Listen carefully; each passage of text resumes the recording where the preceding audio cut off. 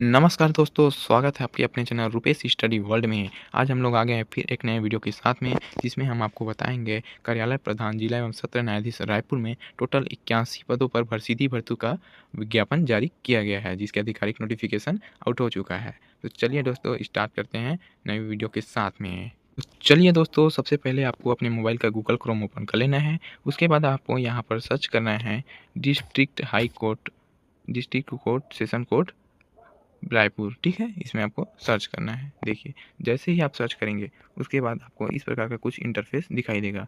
यहाँ पर देख सकते हैं आप, ये देखिए यहाँ पर, ठीक है, डिस्ट्रिक्ट सेशन कोड रायपुर। इसमें आपको कुछ नहीं करना है, सीधा क्लिक कर देना है। और जैसे ही आप क्लिक करेंगे कुछ इस प्रकार का इंटरफेस आ जाएगा। उसमें आपको कुछ नहीं करना है, नीचे आना है।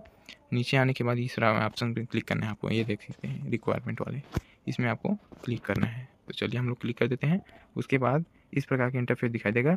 इसमें आपको यहाँ पर भर्ती का जो नोटिफिकेशन है ना, वो एडवर्टाइजमेंट आ जाएगा, देख लेते हैं। इसमें आपको टच करना है और सीधा आपको नोटिफिकेशन जो है डाउनलोड हो जाएगा। उसके बाद आपको हम इसका एक एक आयु सीमा, योग्यता, क्वालिफिकेशन, सीधी भर्ती पूरे बारे डिटेल्स में आपको बताएंगे कि ऑनलाइन मोड में होगा या ऑफलाइन मोड में।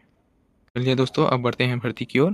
तो देख सकते हैं इसका नोटिफिकेशन जो है, कार्यालय प्रधान जिला एवं सत्र न्यायाधीश रायपुर छत्तीसगढ़ से सीधी भर्ती हेतु विज्ञापन जारी किया गया है। इसमें आवेदन पत्र प्रस्तुत करने की जो प्रारंभिक तिथि है वो है 25 तारीख जुलाई 2026 को 11 बजे से, और आवेदन पत्र प्रस्तुत करने की जो अंतिम तिथि है वो 17 अगस्त 2026 शाम के 5 बजे तक रहेगा। ठीक है, ये इस प्रकार से आप इसमें देख सकते हैं। उसके बाद आपको आगे बढ़ते रहना है। इसमें देखेंगे हम लोग टोटल पोस्ट के बारे में, कौन कौन सा पोस्ट है। जो पोस्ट है वो हिंदी स्टेनोग्राफर की है, दूसरा है सहायक ग्रेड 3 की है, लिपिक, साक्ष्य लेखक है ना, इसमें टोटल। तो जो पोस्ट की संख्या है वो टोटल है 81 पोस्ट। तो चलिए अब आगे बढ़ते हैं वीडियो की ओर। तो इसमें 2-3 पॉइंट दिए गए हैं महत्वपूर्ण टिप, इसको आप लोग अच्छे से पढ़ लेना। जैसे इसमें लिखा है पदों की संख्या पर होती है, मतलब इसमें कुछ परिवर्तन हो सकता है और बढ़ सकता है, कम भी हो सकता है ना। इसमें और भी दिया है कि अगर महिला का कोई सीट अगर आरक्षण कम हो जाता है मान लो, तो उसका उसी में मतलब कोई दूसरा नहीं रखेंगे ऐसे करके। ठीक है, और आगे बढ़ लेते हैं। इसमें महत्वपूर्ण टिप है, उसको आप पढ़ लेना। अब आगे हम लोग देखते हैं भर्ती की पात्रता एवं शर्तें, क्वालिफिकेशन एवं योग्यता जो भी है। तो पहला है Hindi stenographer grade 3, matrix level 7, वेतनमान 28,700 से 91,300 तक, है ना। तो इसका जो शैक्षिक योग्यता है उसको हम लोग देखते हैं। सबसे पहले इसमें किसी मान्यता प्राप्त विश्वविद्यालय से स्नातक होती, मतलब आपको ग्रेजुएशन पास होना चाहिए। दूसरा है मान्यता प्राप्त सिग्नेचर तथा मुद्रा लेखन से हिंदी सिग्नेचर परीक्षा उत्तीर्ण। ठीक है, कंप्यूटर में हिंदी मुद्रा लेखन का ज्ञान होना चाहिए। ठीक है, कंप्यूटर में आपको हिंदी टाइपिंग भी आनी चाहिए, हिंदी की जानकारी आपको होना बहुत आवश्यक है। कंप्यूटर एप्लीकेशन के उपयोग की जानकारी, आपको बेसिक कंप्यूटर कोर्स कम से कम आना ही चाहिए।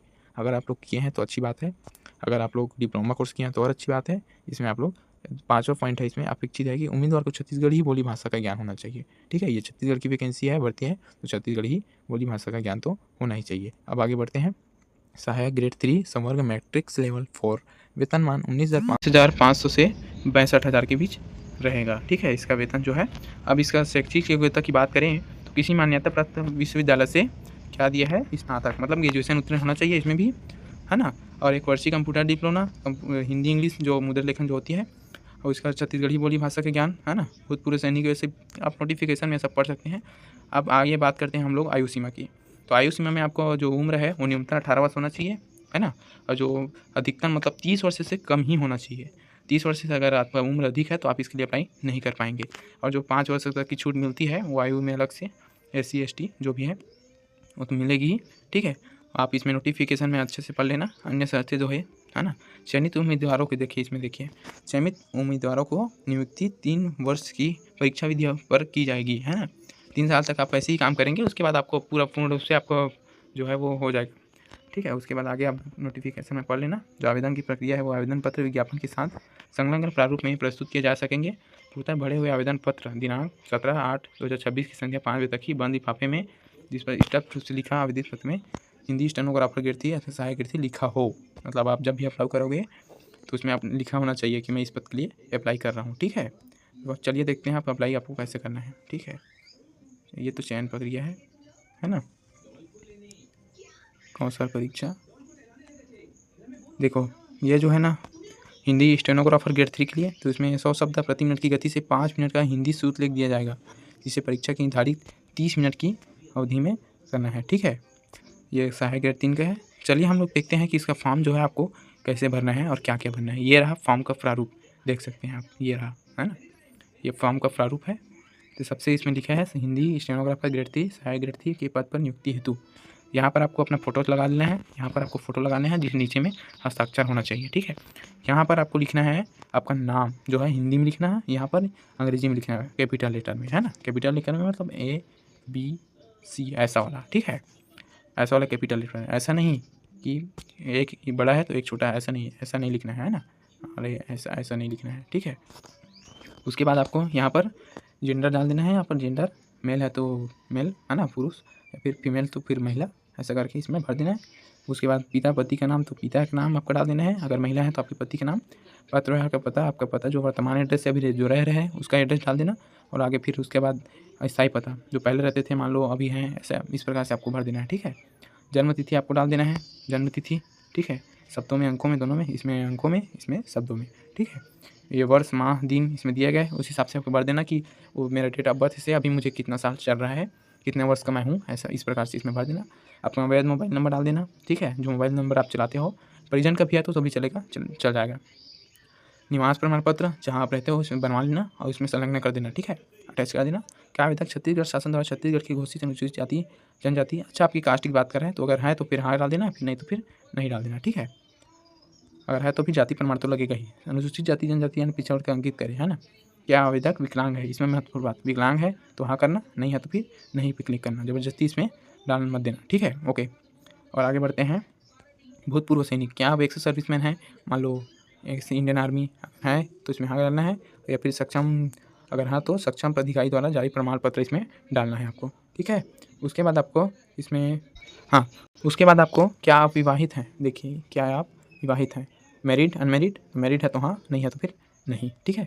उसके बाद आपके खिलाफ कोई आपराधिक प्रदर्शन है, मतलब आपके खिलाफ कोई केस वैसे थोड़ी ना है थाने में कोई जगह कोर्ट कचहरी में, अगर है तो फिर हाँ, नहीं है तो फिर नहीं। उसके बाद हम लोग बात करेंगे शैक्षिक तकनीकी योग्यता, आप अभी तक में कितना क्लास तक आप पढ़े हैं उसका एक एक डिटेल इसमें डाल देना, 5वीं 8वीं 10वीं 12वीं कॉलेज का और आगे, ठीक है, स्नातकोत्तर जो भी पीजी और यूजी दोनों का। उसके बाद और कुछ भी तकनीकी इसमें आप देख सकते हैं, पहला लिख देना क्रमांक जो भी है, 10वीं का है तो 10वीं का, हायर सेकेंडरी है ना, और हाई स्कूल हायर सेकेंडरी दोनों का, परीक्षा का नाम, उत्तीर्ण होने के वर्ष, बोर्ड का नाम, विषय, प्राप्तांक पूर्णांक और क्या है प्रतिशत। मान लो आप 10वीं में परीक्षा पास किया तो इसमें लिख देना हाई स्कूल, उत्तीर्ण होने के बाद जैसे 21 22 जो भी, उसके बाद इसमें लिख देना बोर्ड का नाम, मान लो आप छत्तीसगढ़ बोर्ड से हैं तो छत्तीसगढ़ बोर्ड, ओपन से है तो ओपन बोर्ड, ऐसा करके। विषय तो इसमें ऑल कंपलसरी विषय रहता है 10वीं में तो, है ना। 12वीं है तो फिर जो आर्ट्स कॉमर्स एग्रीकल्चर जो भी है आपका साइंस तो भर देना। पूर्णांक मतलब इतने में, मान लो 600 में कितना नंबर पाए हो, 500 में कितना नंबर पाए हो, ये और प्रतिशत निकाल देना पूर्णांक में, ठीक है। उसके बाद आपको भर देना है टोटल आप जितनी योग्यता है आपके पास उनको, ठीक है। उसके बाद क्या आप आवेदक शासकीय शासित में सेवारत है, मतलब आप एक सर्विस थोड़ी ना है, कोई किसी सेवा में भी काम कर रहे हो सरकारी नौकरी में, उसके बाद भी आप आवेदन कर रहे हो तो अगर हाँ तो उसमें आवेदन जो करना है तो देख लेना इसमें एक बार, ठीक है। उसके बाद लास्ट में आपको जितने आप प्रमाण पत्रों की सूची इसमें अटैच करने वाले हो सबका इसमें नाम लिखना है लाइन बार, जैसे कि आधार कार्ड, जाति प्रमाण पत्र, निवास प्रमाण पत्र, है ना, 10वीं 12वीं, है ना, जो भी तो उसका यहाँ पर संलग्न करना, अटैच करना, उसका नाम लिख देना, ठीक है। उसके बाद आपको घोषणा लिखना है, घोषणा पत्र भरना है, इसमें आपका क्या बोलते हैं वो दिनांक, स्थान डाल देना, आवेदक का हस्ताक्षर, पूरा पता, मोबाइल नंबर और ईमेल आईडी, ठीक है। ईमेल आईडी नहीं है घर का भी डाल सकते हैं लेकिन अपना वैध ईमेल आईडी ही डालना, ठीक है। उसके बाद आपके जो फॉर्म है उसको एक निर्धारित तिथि से पहले, मतलब जो पता है उस कार्यालय प्रधान जिला सत्र न्यायाधीश रायपुर छत्तीसगढ़, इसमें आपको स्पीड पोस्ट के माध्यम से आपको आवेदन भर देना है, ठीक है। तो इस प्रकार से आप आवेदन कर सकते हैं, ठीक है। तो चलिए ये रहा इसमें, इसको आप लोग अच्छे से पढ़ लेना, ठीक है। आवेदन पत्र प्रस्तुत करने की प्रक्रिया है 17/8/2026, मतलब 17 अगस्त तक को शाम 5 बजे तक ही वो लिफाफे में बंद मिलना चाहिए, उसके बाद अगर मिलता है तो उसमें विचार नहीं किया जाएगा। तो ठीक है दोस्तों, धन्यवाद। ऐसे ही वीडियो के लिए मेरे चैनल को लाइक सब्सक्राइब करना बिल्कुल ना भूलें। धन्यवाद।